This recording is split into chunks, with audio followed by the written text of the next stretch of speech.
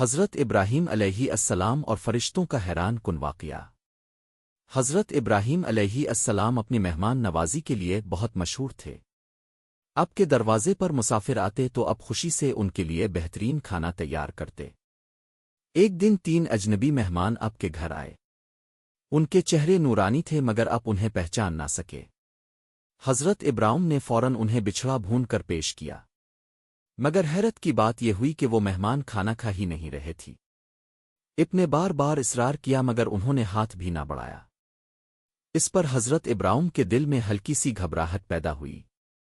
یہ کیسے لوگ ہیں جو کھانا نہیں کھاتے؟ تب وہ مہمان مسکرا کر بولے، ڈریے نہیں، ہم انسان نہیں، ہم اللہ کے بھیجے ہوئے فرشتے ہیں۔ پھر انہوں نے خوشخبری سنائی کہ اللہ نے آپ کو بیٹے اسحاق کی خوشخبری دی ہے اور اس کے بعد یعقوب کی نسل بھی۔ یہ خبر سن کر حضرت ابراہیم کی اہلیہ حضرت سارہ ہنس پڑیں کہ بڑھاپے میں اولاد کیسے؟ فرشتوں نے کہا، اللہ کے لیے کچھ بھی مشکل نہیں۔ پھر انہوں نے بتایا کہ وہ دوسری قوم لوط پر اللہ کا عذاب لے جانے آئے ہیں۔ سبق: یہ واقعہ ہمیں 3 بڑی باتیں سکھاتا ہے۔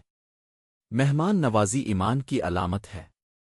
اللہ جب چاہے معجزہ کر دے، بڑھاپے میں بھی اولاد دے۔ فرشتے اللہ کے حکم پر انسانوں کی شکل میں بھی آ سکتے ہیں۔